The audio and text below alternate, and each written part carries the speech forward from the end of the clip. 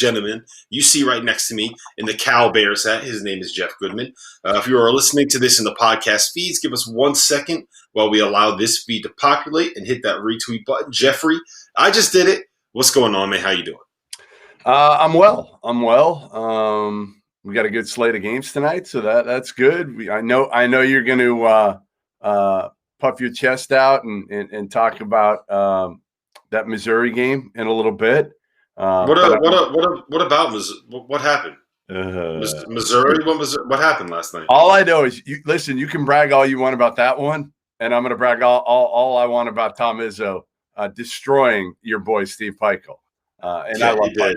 I love Peichel, but it was an interesting night in college hoops last night. You have Michigan State, I think maybe getting back on track, beating the Rutgers team that, a lot of people have ranked in the top 15, and Michigan State finally guarded. Like, that was the big thing, right? If they can defend, they're going to have to grind out games now. They're not going to score 80 points consistently. But if they can win in the 60s, and that means really clamping down on their defense, they at least have a chance to make some noise in the Big Ten, which I expect them to do. Yeah, the idea that a team with the talent that they had wasn't going to be able to figure it out, what was I thinking? Why did I go that way? Now, I don't think that my process there was bad in terms of saying, okay, Rutgers is really, really good and really, really well coached, and if Michigan State's going to figure it out, I don't think it's going to be against this Rutgers team, but hey, they put it together. And for me, I think there's 3 things that have really happened with Michigan State over the course of the last week, and tell me if you think that I'm wrong here. 1, moving A.J. Hoggard into the point guard role has allowed them to have someone that is just like a natural facilitator. Right. Rocket Watts is not that. Like, Rocket Watts can go get you a bucket. He's not a natural facilitator that's going to run an offense. 2, Foster Loyer is he's fine as a backup point guard. Yeah. I don't think that you want him being the guy to be the starter. The part of it is he's not great offensively. Part of it is he's kind of a liability defensively, blah, blah, blah, whatever. So A.J. Hoggard coming in and kind of taking over that role, I think has made things easier because 3, it's taking the pressure off of Aaron Henry. And 100%. And he looked great last night. He looked great. It was great against Nebraska the other day. He looks like he's playing confident. I think they're just kind of like asking him to go out there and score more than try to be like a point forward and run the offense. So it looks like it's taking a little bit of stuff off of his plate, which is good. And maybe he can get there where he can be that point forward down the road. But I think right now you just kind of got to let him find a way to get into a rhythm with the confidence building. Combine all that with the fact that they are playing deep. Like they shut down Rutgers last night. So you think? What Rutgers scored? 40, what did they get, 43, 45 points, something like that? 45 points. They shot 30% from the floor. It was an all-around just a hideous basketball game to watch for like the first 35 minutes. And that's – Izzo loved it. Izzo loved it. He did. Yeah, he loved it. Because they were tougher. They were the tougher team last night, and that's what they need to be. They need to get back to that because they're not winning any other way. They're not outscoring teams.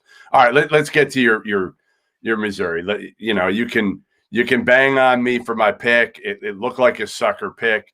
I think Mississippi State still is. I called them mediocre last week when they lost to Kentucky, and honestly, I was being generous with the mediocre term.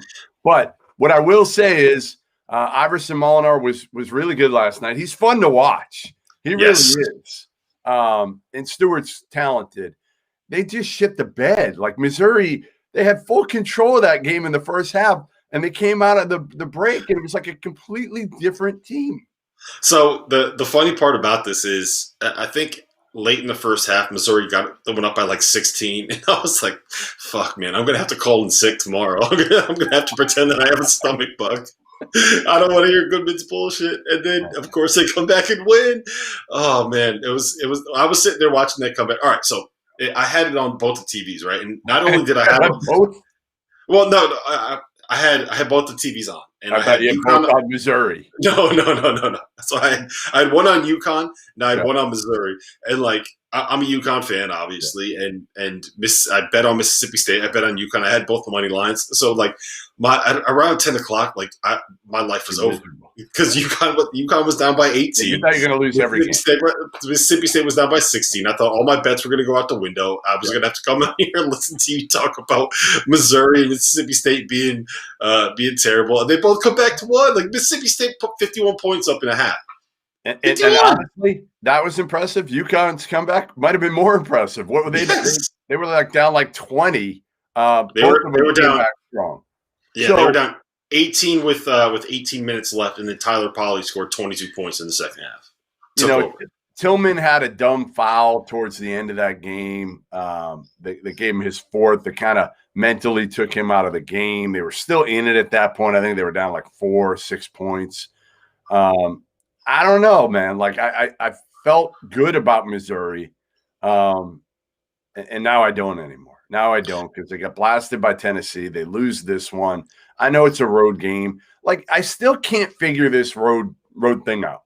I can't get a feel for how much of an advantage is or is it not. Like some people try to tell me it's not. Coaches and players that I'm talking to, other coaches and players will still say, hey, it's an advantage to play at home because there's a familiarity as much as anything else. Yeah, I mean, the locker room you're staying in, the sight lines, when you're walking out of the gym, like where everything's going to be, because they're like you kind of see out of the corner of your eye, you see this section of the stand, so that that you're going to like where you are on the floor. Like it's just there's a comfort level with playing in your own building. But honestly, I think the real advantage when it comes to like the home court advantage is the energy you get from the crowd.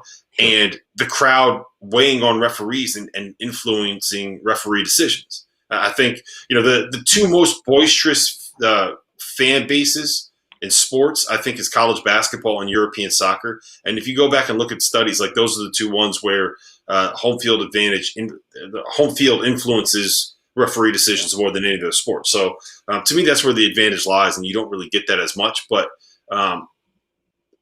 I think we talked about this earlier. Like normally it's about like a 3-point advantage in the spread playing at home. I kind of make it at like 1.5 or 2 now, depending on who it is. So there's still something there. It's not quite the same level it was before. All right. So regardless, Mississippi State should not be beating Missouri by 15 points. They should not. And I mean, I think the big picture conversation with Missouri is simply that they are a good team that is exploitable in certain matchups. And I think that's just kind of what it is. And we can go from there. All right, Alabama, huge win last night against Florida. They won by 15. Are you a believer? Are you a believer in the Crimson Tide or no? I am. I think they're really good. Now, I think that they are when it comes down to it, I think the SEC is going to be one of these leagues where there's like 4 or 5 teams that are kind of in that like 13-5 and 14-4 range. But I mean, what has Alabama done to make me say like they're not going to be one of those teams in that conversation by the end of the season? No, they should be there. They got good. Yeah. I mean, again, I've said it all year, even in the preseason. I think they've got veterans, right? They've got veterans on the wing. They brought in Bruner from Yale, a veteran up front. Now they're playing Primo, the freshman. Quinterly didn't play last night, and they look pretty good without him. It'd be interesting to see when he comes back, kind of what the deal is there. And I love Herb Jones. I'm the biggest Herb Jones fan there is, just because he's all about the right things. He's just all about guarding and not, jacking shots just to try to get to the NBA. So the most impressive thing for me from Alabama's 2 wins when beating Florida and beating Tennessee is that like the reputation that Nate Oates has with this program is like, okay, they're going to run around and they're going to jack up like 25 threes, 30 threes, 40 threes. They want to be able to make like, if they make 18 threes on a given night, they can play with anybody. If there's nights where they're hitting like 6, 7, 8, then maybe they're going to be in a little bit of trouble.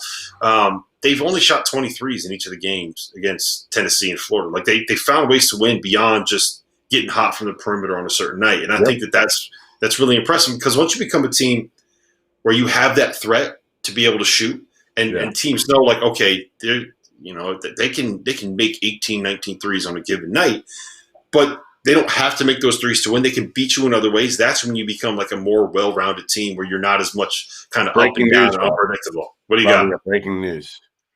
Governor Cuomo decides to back – this is on Darren Ravel's Twitter feed. Cuomo decides to back mobile sports betting in New York. Ooh. Big news. Big news.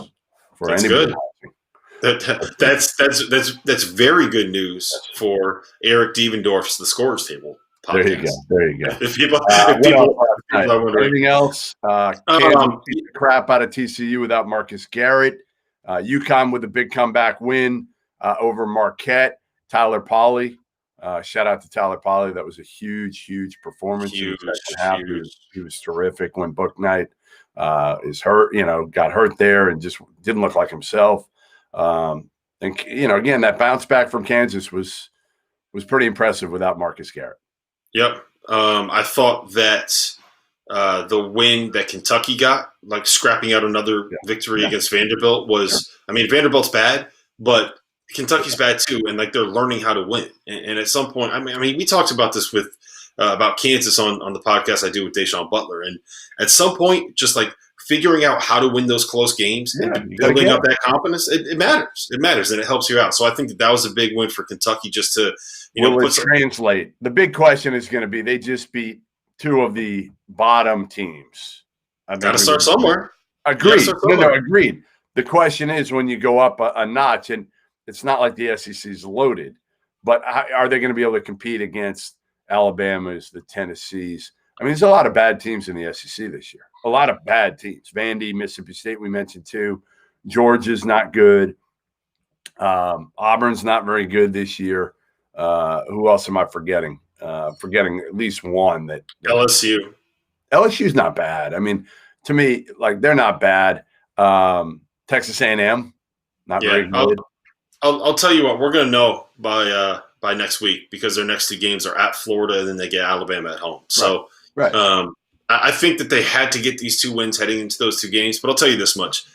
I'm not convinced that BJ Boston is actually really all that good. Like, he hasn't been able to put it together yet. And if he doesn't end up being that guy that can get you like 16, 17 points a night, like, that significantly changes what this Kentucky because they thought him and Terrence Clark were going to be those two, right? They thought they could get 30 out of those two every night. They're getting like 10 out. I mean, Terrence Clark didn't even play, and they won. The big question, I'm really interested to see how Cal handles Terrence Clark coming back, because they've now won 2 games without him. He's a McDonald's All-American. Some have him as a top 10 pick. I never did, ever. I just never thought he was that good. So what do you do with him? How do you figure this out? Because Cal's still built on making sure these guys get to the NBA, right? Like, ultimately, he's got to sell that to the next group. And if Terrence Clark fails miserably and Brandon Boston doesn't do well, they didn't remember last year. It's not like they had a ton of highly regarded guys in the NBA draft. Quickly was right. Wasn't Quickly was Quickly the highest guy? Tyrese Maxey was, and Maxey's having a really good start to the season too. To a point, yes, I do think that's true, but it's also, I think that there is something to be said for creating some accountability within the program, where you say, like, look, we're going to try to get you to the NBA, but if you're not buying into what you're doing, to what we're trying to do here, like, you're also just not going to play. Right. And I think that he does. He needs to be able to do that just so, like, he can keep winning. But yes, I understand that they want to get guys to the pros, but, like, at some point, you got to win games too. Like, that's what you're paid to do. It's a balancing act, right? It's a balancing act for Cal, but this year might be a little bit different for him, because if they're not good, and he knows, like, I think he's got to know right now, we're not a team that's going to be able to make a Final Four run this year. Like, we just need to get to the tournament. Like, that's, to me, if I'm John Calipari, that's my only goal right now. I just want to get to the tournament right now, period. And I'll tell you what, if Kentucky can get to the tournament after a 1-6 start, that we can mark that down as one of Cal's best coaching performances. And I'll also tell you this: you want to know what I'm rooting for here? What would be unbelievable for our content and for our daily streams is if Kentucky ends up going like 14-4 in the SEC, but they don't get a win against Alabama and they don't get a win against Tennessee. Whether they get in. Yeah, and they end up winning the SEC regular season title, but they don't make it in the NCAA tournament. That right there, just the committee, it would just be entertaining. Yes, on Selection Sunday. Hey, we're content creators, man. We need something entertaining. Are we going to have that? I mean, we're going to have that with one of Michigan State or Duke. I mean, again, I'm not sure they're both going to be there, but one of them could be there. Not Michigan State. Like if Michigan State does enough, they're going to have enough of a profile to win. Like they're in the Big Ten. They're in the Big Ten. They're going to do enough. Well, Duke's actually a perfect segue because before we get into tonight's slate, I just want to say like Clemson beat NC State in OT, and North Carolina they got another buzzer beater, another game winner from Andrew Platek this time to beat Miami. So anything to add on those two ACC games? It feels like the ACC is just so not good this year. It's mediocre. It's mediocre. We don't know who the best team is in the ACC, and that's unbelievable that we're saying like the best team might not be coached by Coach K, Tony Bennett, Roy Williams, or Jim Boeheim. Like really, I mean, there's a good shot that Clemson is the best team, and I wish we had a healthy Miami. I really do. I wish we had a healthy Miami because I honestly think a healthy Miami might have been the best team in the ACC this year. I've been beating that drum. I'm with you. All right, so let's get into tonight's slate. I mean, it's a pretty interesting slate of games. We have some really good games. We have some weird games with teams that have been struggling this year.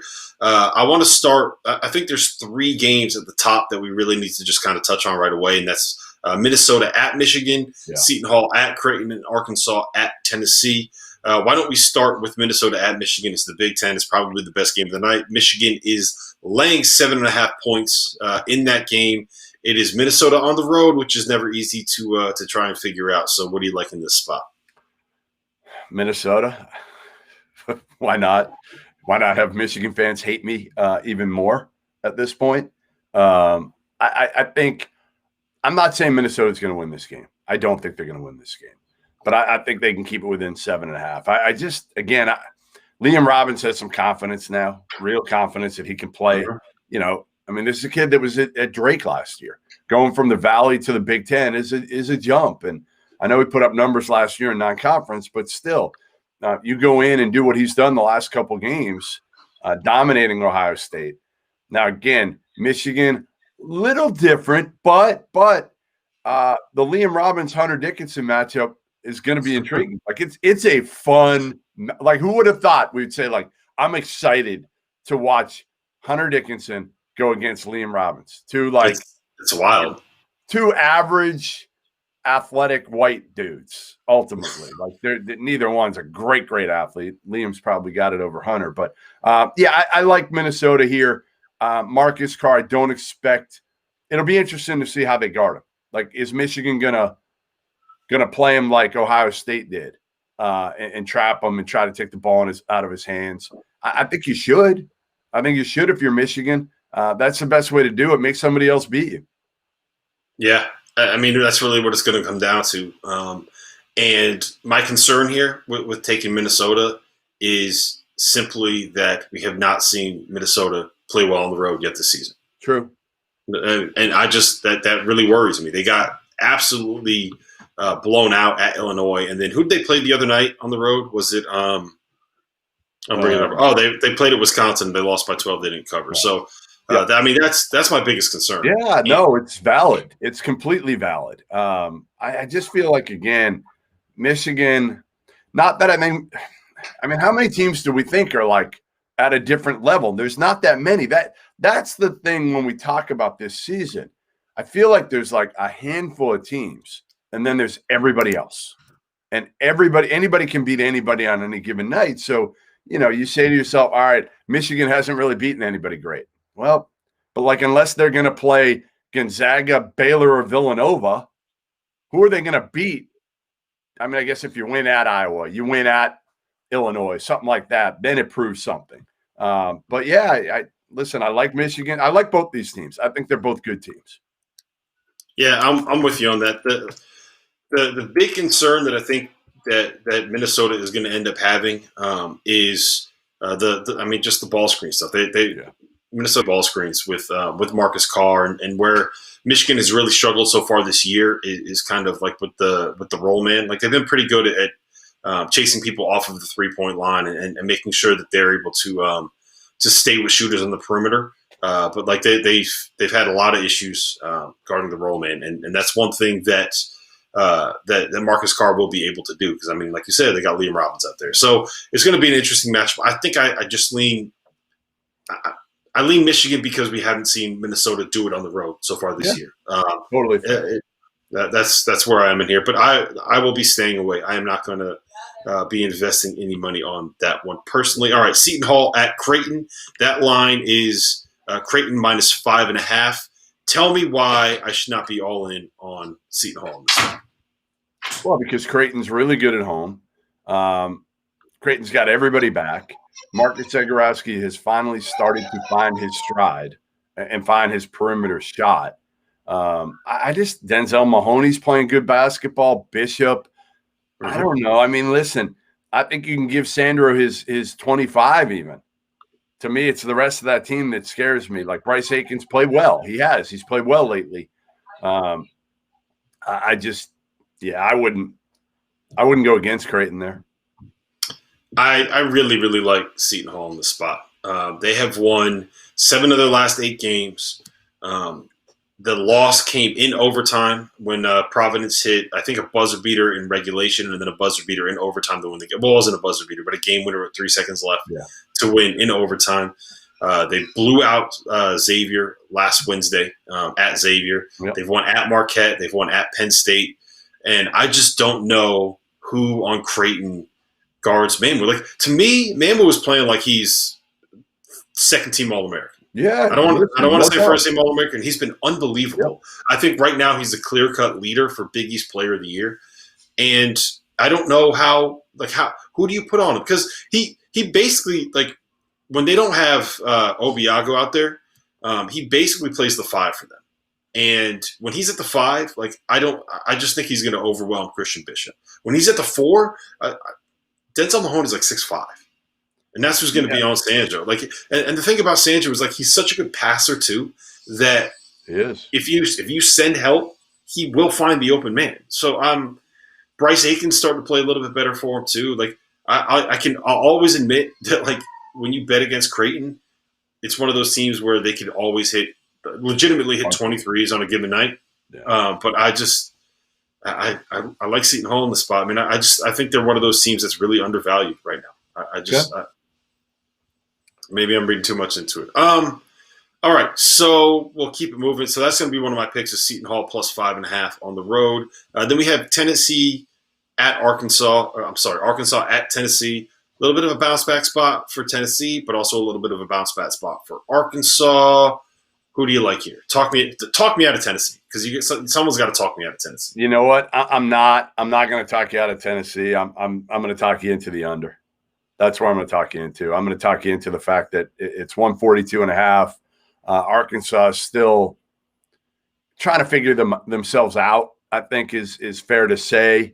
A bunch of transfers, some young guys as well. Tennessee is just going to be back in lockdown defensive mode. So I'm going under 142.5 there.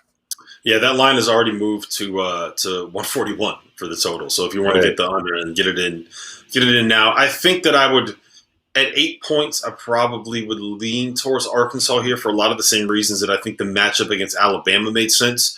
They're going to try to push the ball. They're going to try to beat Tennessee down the floor. They do take a lot of threes and they shoot it fairly well.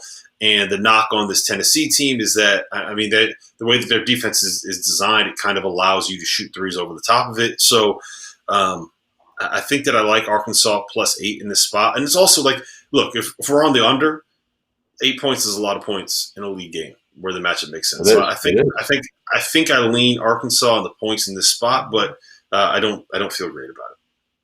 It's not one of my favorite bets of the night. I have a couple of favorite bets, and we can get into that one right now, actually. All right, go ahead. What do you like?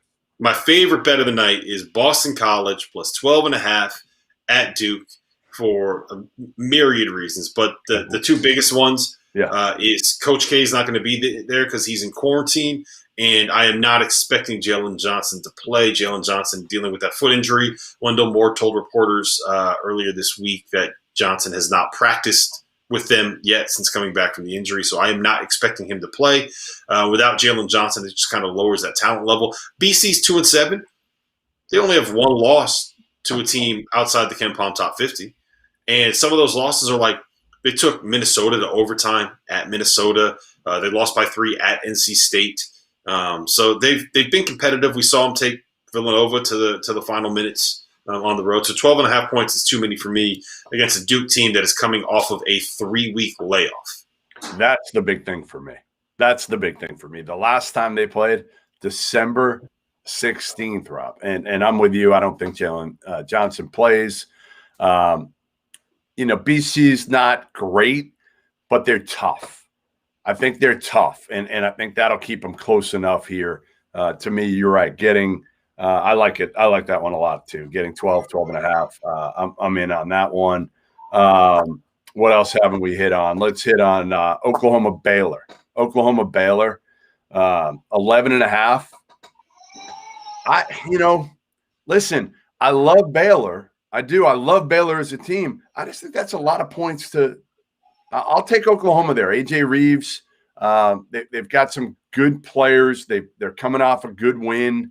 I think Oklahoma keeps it close against Baylor. I really do.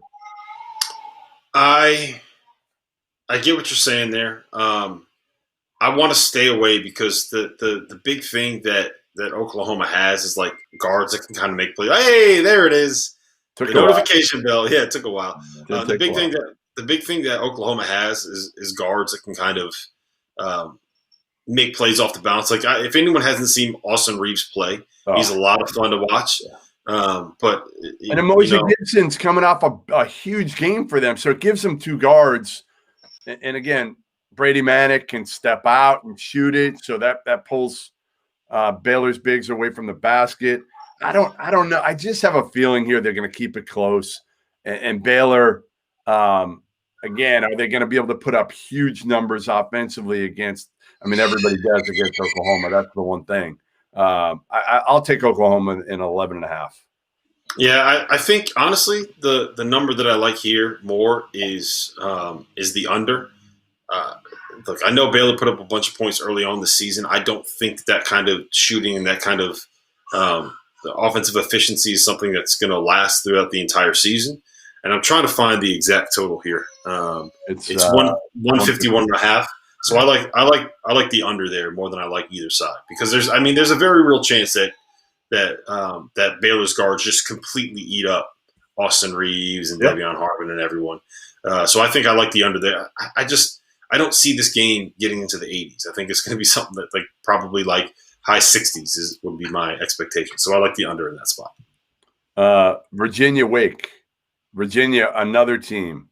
They haven't played since December. No, they play one. Virginia played one, and then they've been in a pause for a little while. It feels like they've been in a pause since the Gonzaga game. Was that the last time that they played? No, they played Notre Dame. Didn't they play Notre Dame? So they did play one. So they haven't been on a huge pause. But I don't know. 14 and a half is still – Wake stinks. Yeah, you know what? I'm staying away. I'm talking myself out of this. I'm staying away from that game altogether. I was going to take 14 and a half against Virginia just because it's a big number against Virginia. But Wake really, really stinks. Yeah, and it's not – I mean, Wake's played 3 games because they had their own issues with being on the pause. So I like Xavier giving 7 of the Johnnies. I do. I like Xavier there. I think Xavier is really good, and it's a good buy low spot for them because they haven't played well in a while. They've lost a couple. They're deep. They need this one bad. I think they come out and they're giving 7 against St. John's at home. I like the Musketeers here. Travis Steele against the Johnnies. Yeah, that's not a bad call. It's not one of my favorite plays of the night. My 2 favorite are the under in Baylor, Oklahoma, and Boston College plus 12 and a half. What about the one that's really interesting to me, and we could probably end it with this, is Pitt Syracuse. I don't know. You got a great feel. 11 and a half. Pitt's not very good. You know, they were without Jeff Capel for a little while. I actually like this Syracuse team. I do. I like them. I think it's I do, but Pitt's got a couple guys coming back off of injury. And Syracuse, like, when was the last time Syracuse actually practiced, let alone played? And the last time we saw them come off of December 19th, they've been on a major. You are right about that. That's actually a good call on your part. Take Pitt, take 11.5, or how about this one? Take the under. I like 139.5. Like, I can see the game being low. But here's the thing. Like, Syracuse doesn't really – they can't guard, right? Like, I don't – do we have an update on Baruma Sidibe? I probably should have checked it before we started talking on the stream. But their center, like, without their big center, like, their zone just really isn't all that effective. Now, we're not talking about Pitt as, like, one of the greatest three-point shooting teams of all time, and I don't even know if they'll really be any good against the zone. But we saw Brian. Take Pitt and take the points if you're going to do anything here. You take Pitt, take 11.5, and just hope that Syracuse is rusty. That's not a bad call. I kind of like that. Yeah, that's my play. So I like that. So I'm betting on Pitt. Yeah, and I'm betting on Boston College tonight. That just tells you everything that you need to know about 2021, baby. Good, I'm with you. It is a what else do I like? I like LSU. I just fade Georgia every night. LSU's favored by 9. So you know what? Shout out to John Mitchell in the chat because he's on the. Oh, he's got Audiese Tony. Audiese Tony. I don't know. I'm not going to try to say his name.